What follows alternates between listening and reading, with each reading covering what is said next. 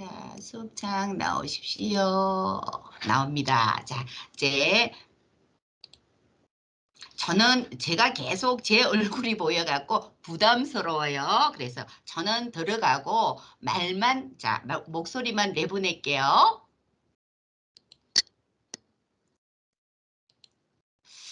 자, 우리 지난번에 여러분들이, 자, 지난번이라 해봐야, 그죠? 이틀 전입니다. 그죠? 이틀 전에 여러분들이 들었는데, 자, 우리가 제가 제빵위생안전관리사에서 가장 중요한 게 뭐였냐면은, 이거였어요. 그죠? 자, 식품위생이 무슨 말이라는 거죠? 식품위생이란 해갖고, 자, 식품하고 관련된, 자, 식품 첨가물, 기구, 이거는 식품하고 관련된 기구를 이야기합니다. 또는 용기, 포장을 대상으로 하는 음식에 관한 위생을 말한다 내가 있죠. 자, 우리나라 식품위생법에서 이렇게 정의를 내리고 있다고 보시면 됩니다. 자, 요거 같은 경우는 시험 문제로 아주 많이 잘 나온다고 볼 수 있어요. 요거 여러분들이 알고 계시면 좋을 듯 합니다.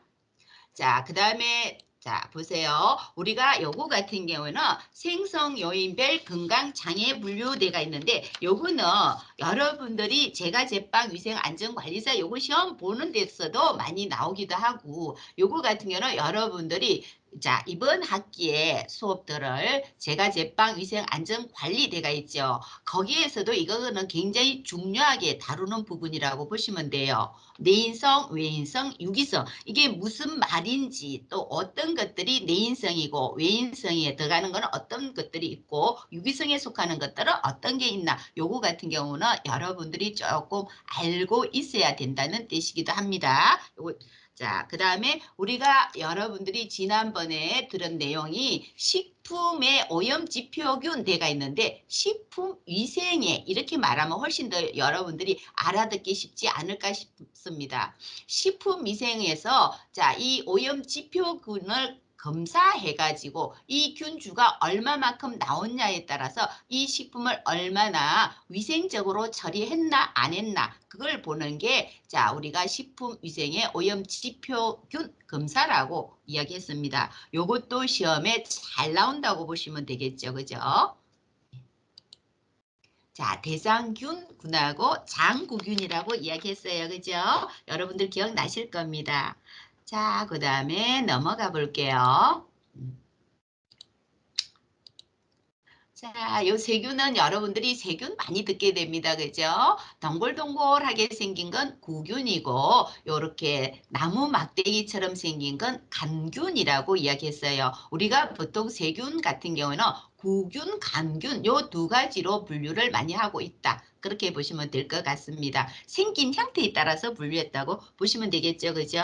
자, 왜 우리가 이 세균을 갖다가 나눠보냐 하면은 우리가 어떤 질병에 걸렸을 때, 자, 그 세균이, 자, 그람 양성균이냐, 음성균이냐, 이런 거에 따라서 항생제 선택이라든지 균에 따라서 항생제가 달라진다. 그렇게 볼 수 있습니다.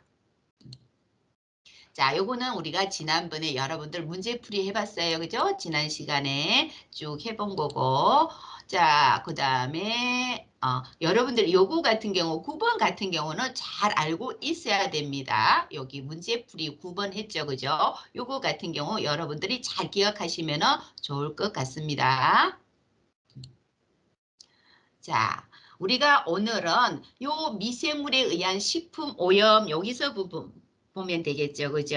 자, 여러분들 우리가 미생물 이런 말을 많이 하고 있는데 미생물 종류 그러면은 여러분들 어떤 게 있다고 이야기했던가요? 기억나시나요? 기억나세요? 어떠세요, 여러분들? 지난번에 제가 여러분들한테 먼저 첫 번째 수업 시간에서 미생물 종류 뭐가 있을까 했는데 자, 여러분들 가장 먼저 미생물 그러면은 세균이 있습니다. 세균, 바이러스, 곰팡이류, 자, 여러분들이 빵 발효할 때 이용하는 이스트, 자, 요런 게 다 미생물에 속한다고 보시면 됩니다. 미생물에 의한 식품 오염대가 있죠. 그러면 여러분들이 깜짝 놀라겠죠. 우리 빵 발효할 때 미생물 중에서 이스트를 쓰는데 이스트도 우리 인체에 해를 끼칩니까 하는데 미생물 중에서 인체에 해를 가장 안 끼치는 게 이스트라고 보시면 돼요. 미생물에 속하지만은 인체에 해를 가장 끼치지 않는 미생물. 그러면 이스트 그렇게 보시면 되겠죠. 자, 미생물에 의한 식품 오염대가 있는데 첫 번째 보시면은 토양 미생물의 오염대가 있어요. 자, 토양 1g당 10의 5성부터 10의 6성 마리 정도가 들어가 있다 데가 있어요. 여러분들 그러면 10의 5성이고 자, 여러분 여기 보세요. 잠깐만요. 자, 제가 주석하면서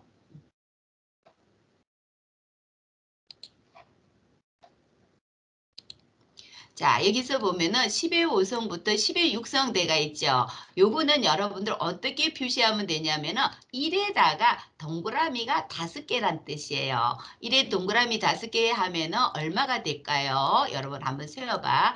자, 하나, 단, 10, 100, 1000, 만, 10만 대가 있죠. 자, 10만부터 해가지고 100만 마리 정도가 이렇게 토양에서는 자, 이런 미생물들이 존재하고 있다. 그렇게 보시면 되겠죠. 근데 토양 미생물 그러면은 미생물 중에서 가장 많은 게 세균이라고 보시면 돼요. 미생물 중에서 토양에서 볼 수 있는 자 미생물 중에서는 세균이 가장 많이 들어가 있다. 그렇게 보시면 되고 그리고 요 토양 미생물에서 여러분들이 기억을 해야 될 게 토양 속보다는 바깥 표면에 많다고 보시면 돼요. 토양 속보다는 바깥 표면에 많이 들어가 있는 게 자 세균들이 많이 볼 수 있다. 때가 있죠. 그리고 여기서 또 균을 봤더니 어머 중원균, 고온균 대가 있어요. 이건 무슨 말이냐면은 어떤 온도대에서 살기가 좋은 균이냐 그 뜻입니다.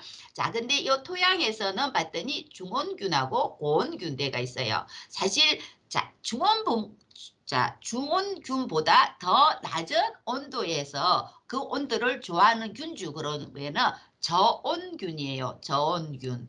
자, 우리가 균주 그러면은 저 온도에 따라서는 글씨 너무 못 쓴다. 그죠? 자, 저온균 그러면은 요 저온균 같은 경우는 10도에서 20도 온도를 가장 좋아하고 좋아하는 온도대라고 보시면 돼요.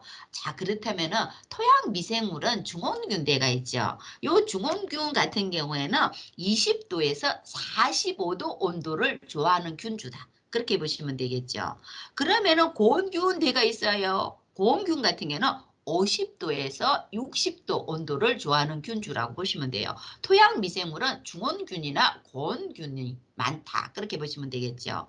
그리고 또 우리가 자, 세균 중에서 호기성, 혐기성, 통기성, 미호기성 쭉 나눌 거예요. 이거는 뭐냐면은 공기 중에 있는 산소가 있으면 잘 사냐, 없으면 잘 사냐, 요걸 가지고 나눈 건데 호기성 그러면은 자, 요 세균들은 산소가 있으면 훨씬 잘 사는 균주를 호기성 세균이라고 이야기할 거예요. 혐기성 세균대가 있는데 어머나 이 균주는 산소가 있으면 못 산다는 뜻이에요. 혐기성은 자 산소가 있으나 자 없는 균주도 요 자 토양 미생물에서 볼 수 있고 그 다음에 포자를 형성하지 않는 세균대가 있어요. 사실은 가장 문제가 되는 이 세균 중에서 포자 형성균이라고 보시면 됩니다. 우리가 포자 이런 말을 좀 많이 하게 될 거예요. 자, 요 포자 같은 경우에는 굉장히 살아있는 이 세균이 살아있는 조건이 좋지 못해요. 살 수 있는 조건이 좋지 못할 때는 몸 바꾸기를 해요. 자, 몸 바꾸기를 한 게 그게 뭐냐면은 포자 아니면 아포 이렇게 이야기할 거예요. 그렇게 이야기하는데 요 포자 같은 경우에는 자, 열이라든지 냉장고라든지 냉동 온도라든지 그리고 화학물질이라든지 요런 게 곳에서도 잘 견딘다고 보시면 돼요. 포자 형태로 몸을 바꾸게를 되면은 자 그러면서 우리가 보통 그죠 세균을 없애기 위해서 뭘 많이 해요? 소독을 하잖아. 근데 그런 소독에서도 살아남을 수 있는 게 포자라고 볼 수 있어요. 포자를 형성하거나 형성하지 않는 세균, 토양 미생물은 그만큼 여러 종류의 세균들이 많다는 뜻이기도 하죠. 그죠? 자, 여러분들 나중에 이제 식품 미생학 수업 시간에 여러분들이 듣게 될 건데 포자 형성하는 세균은 제가 딱 두 가지 종류를 설명할 거예요. 그 두 가지만 여러분들한테 제가 외우십시오 할 건데 오늘은 이거는 우리가 요 자격증 발에서는 그게 중요하지 않아서 제가 지금 설명해서 그냥 넘어갑니다. 또 봤더니 방선균이 있어요. 그죠? 방선균 내가 있는데 요 균 같은 경우는 주로 토양이나 식물에서 주로 발견되는 이것도 세균의 일종이라고 보시면 돼요. 근데 요 방선균 같은 경우는 고온균에 속한다고 보시면 돼요. 50도 내지 60도 온도에서 잘 성장하는 균주다 해가지고 요 균주는 봤더니 고온균에 속한다. 그렇게 보시면 되겠죠. 그리고 사상균대가 있는데 자, 요거는 곰팡이 종류라고 보시면 돼요. 자, 효모라든지 조류라든지 원생동물 요런 것들을 토양에 써볼 수 있다. 그렇게 보시면 되겠죠. 그러면 이제 여러분들이 어머 그러면 조류는 뭐예요? 대가 있죠. 그죠? 자, 조류 같은 경우는 뿌리라든지 줄기라든지 잎 이게 딱 구분이 되어야 되는데 이런 구분이 되지 않는 것들을 조류라고 이야기할 거예요. 여러분들이 원생동물이라는 말은 여러분들이 별로 안 들어봤는데 제가 여러분들 생각할 때 원생동물이라고 안 듣고 초등학교 다닐 때 집신벌레라는 거 그런 거 들어보셨을 것 같아요. 집신벌레나 아메바라든지 유걸레라 이런 거 여러분들이 초등학교 때 들어본 건데 요거는 원생동물에 들어간다고 보시면 돼요.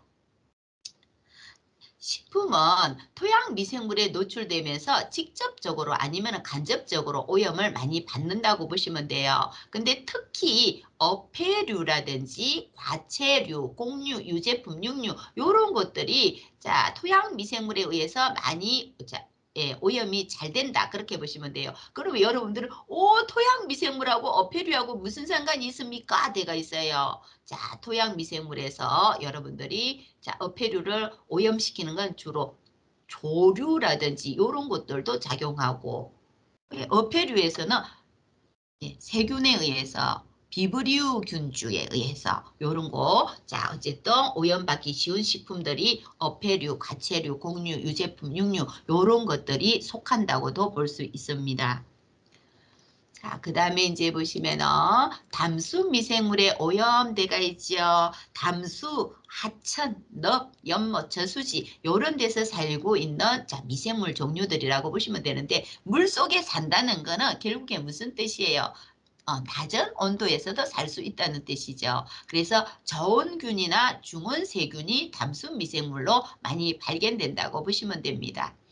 토양세균이나 생활하수세균, 분변세균 등으로부터 오염된다는 제가 있는데 그 이유가 뭐예요? 비가 온다든지 하게 되면 토양에 있던 그 물들이 어떻게 해요? 하천이나 늪이나 연못이나 저수지로 이렇게 유입되게 되죠. 그래서 이런 균주로부터 많이 오염을 받게 쉬운 곳이 하천, 늪, 연못, 저수지라고 보시면 되겠죠. 자, 물 1ml 중에 이런 세균들이 수만에서 수백만 마리가 들어가 있다. 그렇게 보시면 돼요. 자, 그 다음에 이제 볼 거는 해수 미생물이에요. 우리가 보통 호염세균, 해수 미생물을 호염세균이라는 말을 많이 하는데 여기 보세요. 소금 농도가 1 내지 3%인 해수에서 호염세균이 주종으로 이루고 있다 되가 있는데 사실 우리 바닷물 같은 경우는 소금 농도가 여러분들 생각에는 몇 퍼센트 정도 될 것 같아요? 여러분 생각이 어때요? 바닷물 소금 농도 자, 우리 보통 그죠? 바닷물의 소금 농도 그러면은 3에서 4% 정도 된다고 보시면 돼요.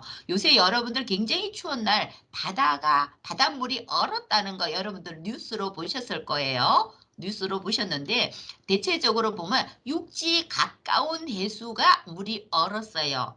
바닷물이 얼었죠. 그 이유가 뭐냐면은 소금 농도가 굉장히 낮다고 보시면 돼요. 소금 농도가 낮은 이런 바다에서 얼음이 얼었다. 그렇게 보실 수도 있습니다. 자, 근데 우리가 보통 해수의 소금 농도 그러면 3 내지 4% 정도 되는데 보통 자 바닷물에서 살고 있는 세균들은 소금기에서도 잘 살 수 있는 균주를 이야기해야 되겠죠. 그걸 우리가 호염세균이라고 이야기합니다. 소금기에서도 잘 살아남을 수 있는 세균이란 뜻이죠. 그죠?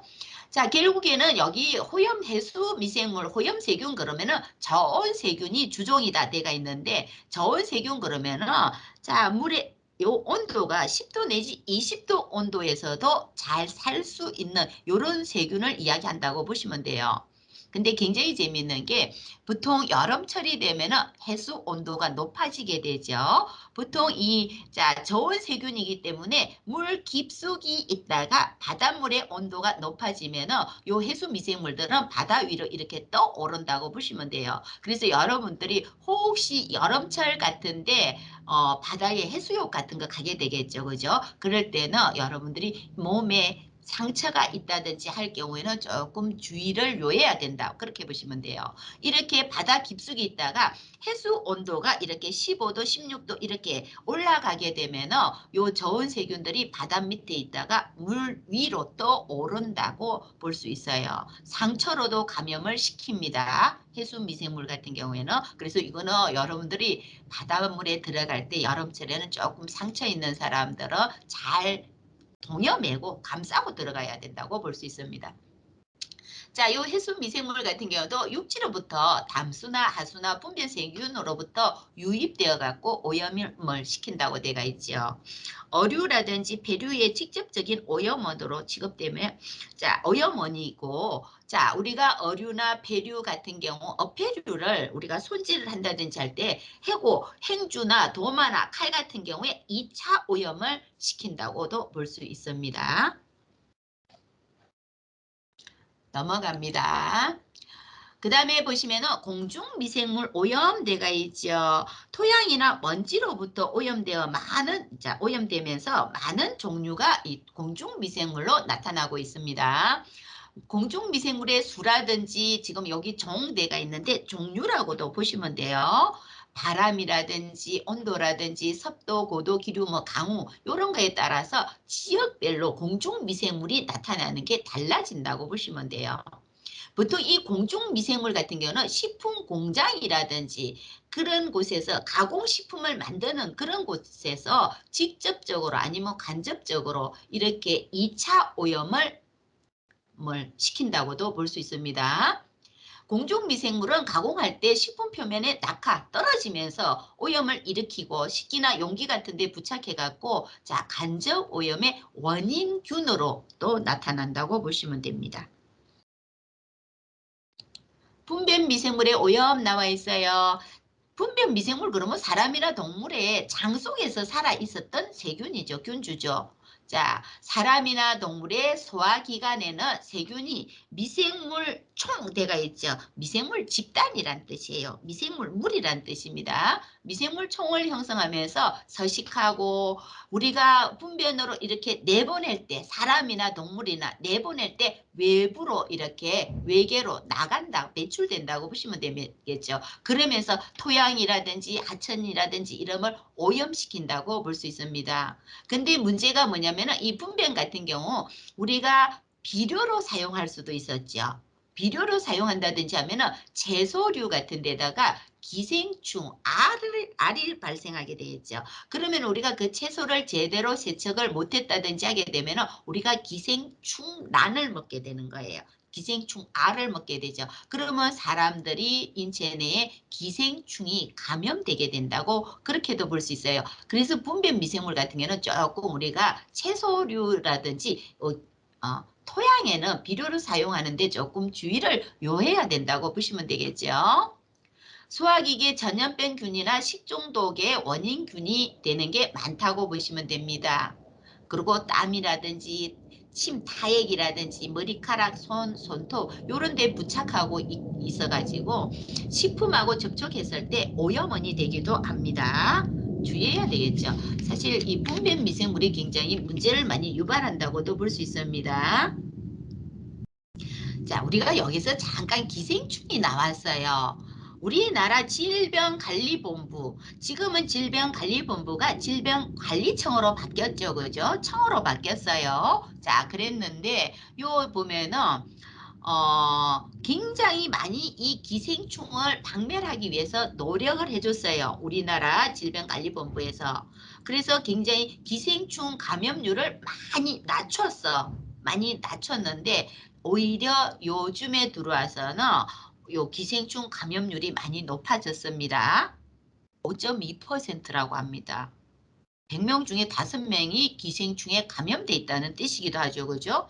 이게 5.2명이라고 말하기는 그러니까 그죠? 5.2% 정도 감염돼가 있는데 그 이유가 요즘에 들어와서 우리가 날회를 많이 먹는다든지 아니면은 채소 같은 경우에는 유기농 채소가 문제를 일으켰다. 그렇게 또 볼 수 있어요.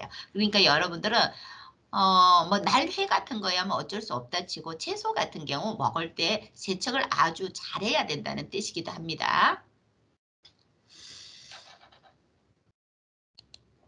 식품 부착 미생물에 오염돼가 있어요. 식품 부착 미생물은 일반적으로 병원성 미생물이 아니다 돼가 있죠. 그래서 문제가 안 된다 돼가 있는데 사실 우리가 병원성 미생물은 질병을 유발할 거라는 뜻이에요. 근데 비병원성 미생물이다 그러면은 질병을 유발하지는 않습니다.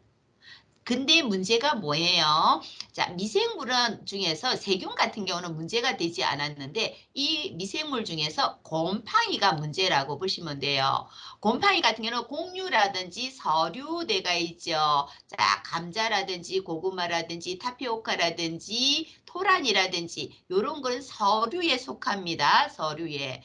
사실은 이건 어디에 속해요? 뿌리 식물이죠. 그죠? 뿌리 식물인데 채소류가 아니고 서류로 분류한 이유가 있다고 했어요. 그 이유가 서류 같은 경우에는 전분 함량이 높은 식품들 같은 경우는 서류로 이렇게 분류하고 있습니다.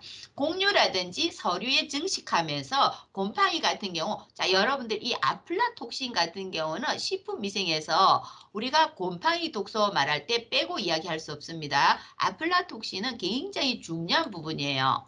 우리가 이 아플라톡신 같은 경우는 주로 탄수화물 식품에서 많이 발생하는 곰팡이 독소라고 보시면 돼요. 탄수화물 식품 중에서 특히 땅콩, 옥수수, 쌀, 보리 같은 데서 그런 식품에서 자 곰팡이가 증식해갖고 요 독소를 만들어냈다. 그렇게 볼 수 있는데 가장 강력한 간암을 유발시키는 발암성 물질 독소라고 보시면 돼요. 요 아플라톡신은 여러분들이 식품위생에서는 굉장히 많이 듣게 될 거예요. 요 독소를 아플라톡신대가 있죠. 독소라는 뜻이죠. 그죠? 자, 그 다음에 맥각독대가 있어요. 맥각이라고 표시해놨는데 맥각독입니다. 호밀이라든지 밀, 귀리, 보리대가 있는데 사실 이게 자, 우리나라에서는 별로 재배하지 않죠. 곡류들이죠. 호밀, 밀, 귀리, 보리 내가 있는데 물론 우리가 예전에는 보리라든지 뭐 귀리, 밀 다 재배했지만은 요즘은 우리가 그렇게 많이 하고 있지 않습니다. 주로 이 뭐 호밀이나 밀, 귀리, 보리 자, 호밀, 밀, 귀리 그러면은 가장 많이 생각나는 데가 어디예요? 유럽 쪽이에요. 유럽. 요 곰팡이 독소 중에서 가장 먼저 발견된 게 맥각독이에요. 이 맥각독. 이게 중세 유럽에서는 이 맥각독으로 자, 호밀이라든지 밀귀리 같은 걸 먹고 곰팡이 독소가 생성된 자, 맥각독이 생성된 걸 섭취를 했어요. 그러면은 증상이 어떻게 나타났냐면은 사지, 수족, 손이나 발이나 이런데 괴사가 왔어요. 괴사는 썩는다는 뜻이죠. 그죠? 자, 근데 사실 이 증상이 한센병하고 같아요. 한센병하고. 한센병 그러면 우리가 나 환자라고도 이야기하죠. 그죠? 그래서 보통 이 맥각독을 섭취한 사람들을 죄다다 어떻게 써요?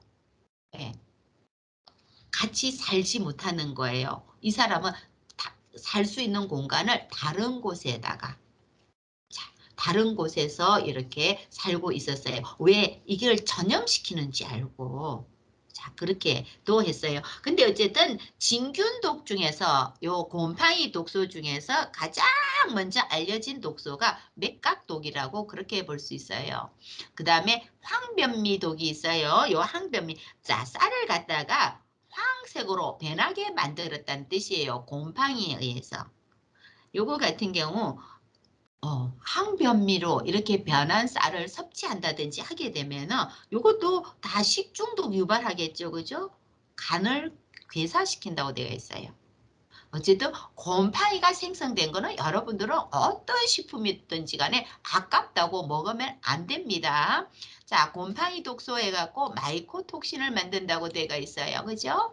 자, 여러분들 곰팡이가 생성된 거. 자, 여러분들 잠깐 제가 그림 한번 그려볼게. 어떤 식품이 하나 있어요. 근데 우리가 봤더니 곰팡이가 여기에 생성돼서 그럼 어떻게? 보통 우리 이렇게 떼어내고 먹어요. 그죠? 떼어낸 부분을 이렇게 떼어내. 절대로 그러면 안 돼요. 이만큼을 잘라내서 그러고도 엠미경으로 보면은 이 곰팡이가 훨씬 더 많이 침입을 해가 있다고 합니다.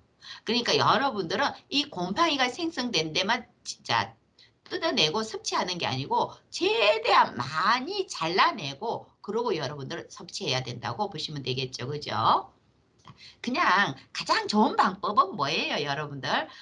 여기 어떤 식품이 하나 있는데 곰팡이가 생성돼서 그러면 그냥 버리는 게 가장 좋은 방법인데 우리는 또 아까워서 버리기가 힘들죠. 그러면 최대한 많이 잘라내고 곰팡이가 생긴 쪽으로 많이 요거 잘라서 버리고 섭취하셔야 된다고 보시면 됩니다. 식품 가공 저장 중에 오염하고 요거 1차 오염, 2차 오염 요거는 여러분들이 조금 잘 구분을 해서 보셔야 됩니다. 식품 원료인 곡물이나 채소 등은 수확하는 과정 중에 아니면 저장한다든지 운반하는 중에서 오염된 거는 1차 오염이라고 이야기할 거예요. 수확하는 과정에서 저장하는 중에 운반하는 중에 오염됐다 그러면은 이거는 1차 오염. 우유 같은 경우는 목장에서 우유 짤 때 착유하는 중에 가축 같은 경우는 도축하는 과정에서 오염됐다. 그거는 1차 오염이라고 이야기할 거예요. 2차 오염은 공장이라든지 제조한다든지 가공한다든지 할 때 공중 미생물에 의해서 오염이 된 거는 2차 오염이라고 보시면 됩니다. 자, 문제풀이 합니다. 여러분들 준비하십시오. 준비합니다. 여러분들이 답을 올리실 거예요. 자, 여러분 준비합니다. 다음 중 토양 미생물의 특징이 아닌 것은 요거는 아닌 것이에요. 여러분들 아닌 것 찾아야 됩니다. 토양 미생물 중에는 세균이 가장 많다. 두 번째, 토양 표피보다 내부에 많이 존재한다. 어패류, 과체류, 공류, 유제품 등을 오염시킨다. 중원균하고 고온균이 많이 존재한다. 되가 있어요. 자, 여러분들 이거 한번 쭉 생각해 보시고 답을 한번 올려보시면 좋을 듯 합니다. 자, 여러분들이 한번 생각해 보셔요.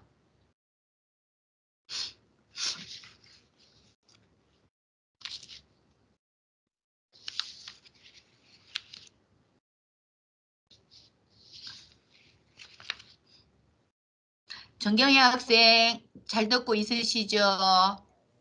네, 저는 네. 네.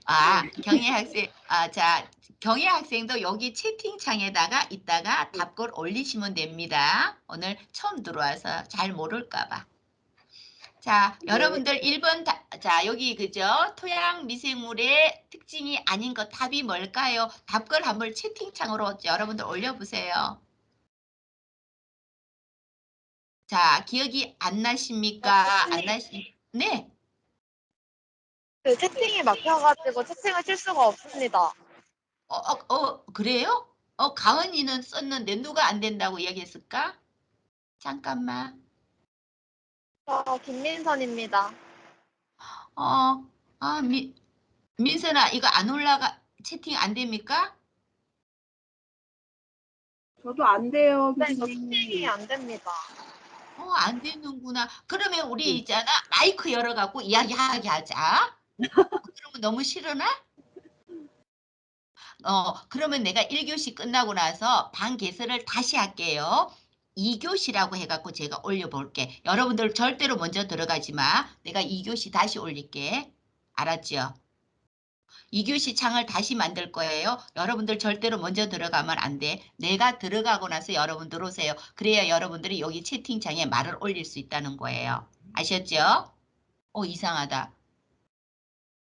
자, 오늘 반개설이 이상하다고 지금 학교에서도 말씀하셨거든요. 그래서 제가 아까 여러분들 나갔다 들어오라고 했죠. 근데 오늘 좀 이상합니다. 제가 사실은 30분 전에 반개설회가 들어갔어요. 어제 지 교수님 수업 시간에 반개설이 이상하게 됐다고 계속 이야기가 말이 나와가지고. 그래서 제가 어쨌든 여러분들 2교시에는 제가 반개설하고 나서 제가 들어가고 나면 여러분 들어오세요. 요 방에서 나갔다가 아셨죠? 자, 여러분들 지금 답글 올린 친구가 가은이만 올렸네. 김가은 학생이. 다른 친구들은 이게 채팅이 안 된다고 하셨죠. 그죠? 알겠습니다. 자, 요거는 토양 미생물 중에서 세균이 가장 많다는 90%가 세균이라고 이야기했어요. 토양 미생물 중에서는. 미생물 중에서 세균이 90%. 그러면 이거는 특징이 맞습니다. 그죠? 자, 토양 표피보다 내부에 많이 존재한다 데가 있는데 토양 내부보다 바깥에 많다고 이야기했어요. 그죠? 그리고 어패류나 과체류, 곡류, 유제품 등을 오염시킨다. 맞습니다. 그리고 중원균하고 고온균이 많이 존재한다고 이야기했어요. 그래서 요 답은 어떡하니 너무 친절하게도 제가 답 표시해놨죠. 그죠? 여기 보세요. 와, 우리 학생들 너무 잘 풀 수 있는데 지금 1교시가 조금 그렇습니다. 자, 그 다음에 공중미생물에 대한 설명으로 틀린 것은 내가 있어요. 첫 번째, 토양이나 먼지로부터 오염된다. 그 지역, 지방의 기온이나 바람, 습도 등에 따라서 결정된다. 제빵 공장에서 2차 오염을 유발한다. 베이커리 내부의 자외선 등으로 완전 살균이 가능하다 되어 있어요. 자, 여러분들 완전 살균 가능한 게 그렇게 많지 않습니다. 그죠? 자, 여러분들 공중 미생물에 대한 설명으로 틀린 거, 이거 틀린 것이에요. 틀린 거. 토양이나 먼지로부터 오염되는 거 맞죠? 그죠? 이거 맞습니다. 그 지역의 기온이나 바람이나 습도 이런 거에 따라서 결정되기도 합니다. 제빵 공장에서는 공중 낙하균이라고 하죠. 보통 공중 미생물이라 안 하고 공중 낙하균에 의해서 2차 오염을 유발시킵니다. 자, 여러분들 빵집 내부에는 자외선 등으로 완전 살균이 가능하다 데가 있는데 요거는 어렵죠. 그죠? 요거는 네.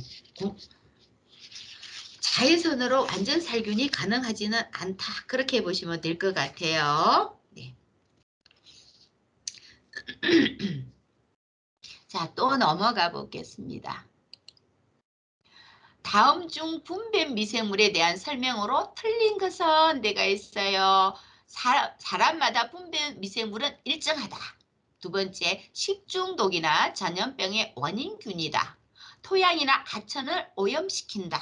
머리카락, 손, 손톱 등에서도 발견된다 되어 있는데 자, 여러분들 제다다 마이크 열기. 자, 한 사람 같이 입을 모아서 몇 번?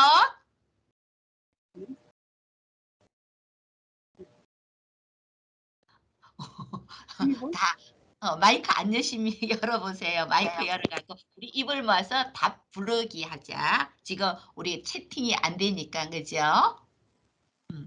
자, 분변 미생물에 대한 설명으로 이거 틀린 것이에요. 틀린 거 몇 번인지 여러분 생각하셔요. 자, 다시 제가 읽어드립니다. 사람마다 분변 미생물은 일정하다. 식중독이나 전염병의 원인균이다. 토양이나 하천을 오염시킨다. 머리카락, 손, 손톱 등에서도 자, 손이나 손톱 등에서도 발견된다. 제가 있는데 여러분 생각은 틀리면 어때요? 몇 번입니까? 괜찮아요? 똑같이 몇 번 답하기 합시다. 몇 번일까요? 1번입니다. 민지하고 경혜가 대답했나요? 네. 가령이도 했나요? 여러분들이, 가은이는 답글 올렸고. 자, 여러분들 이거 보세요. 식중독이나 전염병 원인균 맞습니다. 경미 학생도 1번. 어떤 학생은 되고 왜 안 될까? 그죠? 알겠어요.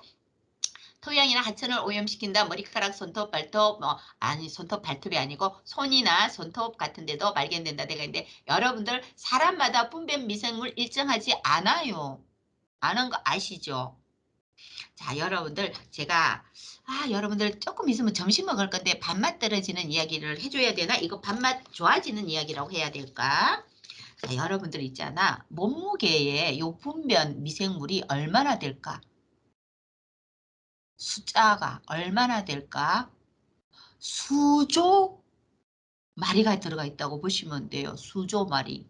조 단위라고 보시면 돼요. 조 단위. 자, 무게는 여러분들 앞으로 그죠? 다른 사람들이 몸무게 물어보면은 그렇게 이야기하세요. 세균 무게 빼고 이야기해도 괜찮을 것 같아요. 이 세균이 보통 1kg 내지 1.5kg 정도까지 나간다고 합니다. 어마어마하게 많이 들어가 있어요. 자, 사람마다 분변 미생물은 일정하지 않아요. 다릅니다. 왜 우리가 사람마다 그런 이야기도 하잖아. 유익균이 많아야 다이어트 할 때 유리하다고 이야기하죠. 유익균, 유해균 해갖고 사람마다 이게 들어가 있는 균주가 다르다는 뜻이에요. 자, 그래서 우리가 요 분변 미생물에 대한 설명 같은 경우는 1번 사람마다 분변 미생물은 일정하다 되어 있는데 다릅니다. 그래서 요거는 답이 1번이 되어져야 된다고 보시면 됩니다. 여러분들이 아주 답글 잘 올릴 수 있는데 오늘 지금 그죠? 이게 안 되고 있다는 뜻입니다. 식품 등의 독성 해갖고 나와 있어요. 자, 요거 같은 경우에는 식품에 함유되어 있는 인자가 인체에 미치는 영향을 조사하기 위한 실험이라고 되어 있어요. 식품에 함유되어 있는 물질이 인체에 미치는 영향을 조사하기 위한 실험으로 만성 독성 시험, 아만성 독성 시험, 급성 독성 시험뿐만 아니라 시험을 훨씬 더 많이 6가지 정도를 하고 있다고 보시면 됩니다. 제가 그 시험법에 대해서는 조금 이따 설명할 거고, 그러면은 왜 우리가 이거 독성 시험을 해야 되냐는 거예요. 독성 시험을 하는 이유가 여러분들 우리가 음식물을 섭취했어요. 약을 섭취했어요. 가장 중요한 게 뭐예요? 안전성이에요. 안전성. 안전해야 되겠죠. 우리가 음식물을 먹었어. 약을 먹었어. 기능성 식품을 먹었어. 먹었는데 안전하지 않으면 안 되겠죠. 그래서 안전하기 위해서 그걸 우리가 독성 시험을 검사를 해야 된다고 보시면 되겠죠. 인체에 해를 끼칠 수 있는 요인을 제거하는 동시에 우리 인체에 미치는 영향을 알아보기 위해서 독성 평가를 한다고 그렇게 보시면 될 것 같아요.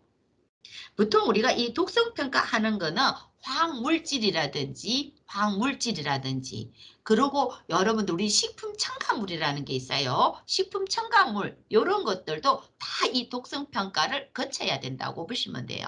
그것뿐만 아니라 의약품으로 나오는 거 있죠. 의약품이라든지 기능성 식품 물질들이라든지 그런 것들 다 검사해야 됩니다. 식품 첨가물, 의약품, 그죠? 식품 첨가물, 의약품, 기능성 식품 다 독성 평가를 해갖고 이거 하루에 먹는 용량이 나온다고 보시면 돼요. 그 용량을 찾기 위해서 독성 평가를 했다. 그렇게 보시면 되겠죠. 예전에는 시험 문제 단골이 이거였어요. 레덜도스 해갖고 반수치사량. 반수치사량 대가 있는데 우리가 어떤 물질을 가지고 실험할 거예요. 그 지한테 한번 투여해갖고 만약에 10마리를 실험했다 그러면은 이 반수치사량은 5마리를 죽일 수 있는 화학물질의 독성 강도대가 있어요. 반수가 죽는 양을 찾았어요. 이게 반수치사량이 예전에는 시험 문제의 단골이었다고 보시면 돼요. 근데 지금은 반수치사량을 안 찾아요. 반수치사량을 찾지 않고 요즘에 와서는 계략적 치사량 해가지고 계략적 치사량은 요 실험 동물을 10마리를 실험했으면 10마리가 다 죽을 수 있는 양을 찾을 거예요. 예전에는 반수치사량을 찾았지만은 자, 요 현재에 들어와서는 최근에 들어와서는 요 자, 레덜도스 요거보다는 반수치사량보다는 계략적 치사량을 자, 평가하는 것으로 변경되어지고 있다고 그렇게 보시면 됩니다. 자, 보통 우리가 요 반수 치사량이라든지 아니면 뭐 계략적 치사량이라든지 요런 것들은 실험 동물 체중 킬로그램당 자, 그죠 실험하는 물질 이걸 몇 미리그램으로 먹었더니 반수가 죽었냐 아니면은 자, 10마리가 다 죽을 수 있는 용량을 미리그램으로 표시한다고 보시면 돼요. 자, 이 값이 조금을 먹었는데 10마리가 실험동물 만약에 10마리를 했다면 10마리가 다 죽었다. 아니면 5마리가 죽었다. 이거는 값이 적을수록 독성은 강하다는 뜻이 되겠죠. 자, 요거 한번 수치 보세요. 보시면은 요 보세요. 무독성, 저독성, 보통독성, 고독성 해갖고 쭉 나타내는데 맹독성 한번 보세요. 우리가 독성이 가장 강할 때 맹독성이라는 말을 하는데 몸무게 킬로그램당 5mg 이하를 먹었는데 자 죽었다. 이거 경구치사량대가 있잖아, 그죠? 자, 몸무게 킬로그램당 5mg 이하를 먹었는데 자, 사망을 했다. 그런 거는 이거는 그죠? 맹독성으로 그렇게 본다고 보시면 돼요. 용량이 작을수록 독성이 강하다고 보시면 돼요.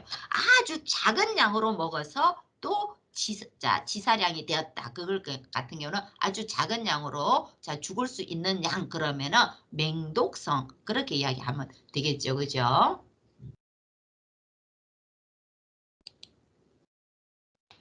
독성 시험 및 규제치 설정하는데 이제 어떤 시험을 할 건지 한번 쭉 볼 겁니다. 독성 평가는 화학물질이나 의약품이나 이런 사용량이 생명체에 얼마나 많은 영향을 미치는지 용량, 양을 찾아내는 자, 용량 의존적으로 측정하는 방법을 독성 평가라고 이야기할 겁니다. 일반적인 독성 평가는 급성 독성 시험하고 암환성 독성 시험, 만성 독성 시험 요것만 하면 안 됩니다. 거기에다가 더 해야 되겠죠. 그죠? 특수 독성 시험을 해야 됩니다. 특수 독성 시험이 어떤 게 있는지 한번 보세요. 이렇게 요거까지 해야 돼요. 유전 독성 시험이라든지 자, 발암성 시험이라든지 또 체기형성 시험이라든지 이런 특수 독성 시험까지를 다 해야 된다고 보시면 돼요. 요런 시험을 다 마치고 나서 나온 용량이 우리가 의약품 하루에 얼마만큼 먹을 수 있다. 한 번 먹을 때 얼마만큼 먹는다. 그리고 우리가 기능성 식품은 얼마만큼 먹을 수 있는 양을 찾아내고 자, 그리고 또 뭐가 있어요? 식품 첨가물은 식품을 가공한다든지 할 때 이 식품의 킬로그램당 얼마의 용량을 넣으실 수 있습니다 하는 걸 찾아내는 방법이라고 보시면 됩니다. 우리가 여기서 이 실험을 해가지고 뭘 찾아내냐면은 인체에 위해를 미치지 않는 최대 무작용량 자, 그 다음에 일일 섭취 허용량을 찾아내갖고 얼마만큼만 쓰십시오 하는 양을 갖다가 사용량을 규제를 할 거라는 거예요. 자, 넘어가 볼게요. 급성 독성 시험대가 남아 있어요. 요거는 시험 물질을 시험 동물한테 단 한 번만 투여할 거예요. 단 한 번만 투여해갖고 단기간 내에 나타나는 독성의 강도를 평가하기 위한 시험이에요. 시험 물질을 갖다가 어떤 물질을 시험할 이 물질을 갖다가 실험 동물이죠. 렛하고 마우스 대가 있어요. 다 뭐예요? 쥐예요. 다 쥐. 쥐인데 요 마우스가 렛더보다는 더 작은 쥐라고 보시면 돼요. 여러분들 우리 컴퓨터에서 보시면은 마우스 가지고 우리가 지금 이게 제가 마우스를 갖고 움직이고 있잖아. 그죠? 이거 마우스. 자, 요 마우스처럼 작아요. 예. 쥐. 자, 렛은 마우스보다 조금 큰데 보통 우리가 요 독성 시험할 때 렛하고 마우스를 많이 이용한다고 보시면 돼요. 요런 실험 동물들한테 단 한 번만 투여해 갖고 언제까지 이거 관찰할 거냐면은 2주일 동안 관찰합니다. 어떤 독성들이 나타났는지 관찰한다고 보시면 됩니다.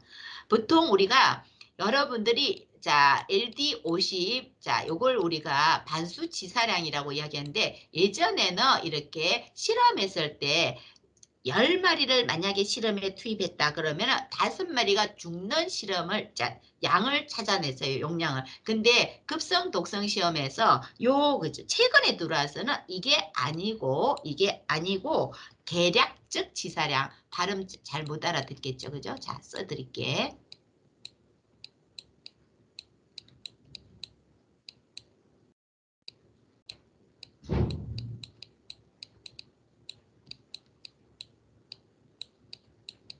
계략적 지사량. 요거는 실험을 동물을 만약에 10마리를 했다. 그러면은 10마리가 다 죽을 수 있는 양을 계략적 지사량이라고 합니다. 자, 요 급성 독성 시험에서는 지금 현재에서는 자, 최근에 들어와서는 계략적 지사량을 찾는 시험법이라고 보시면 돼요.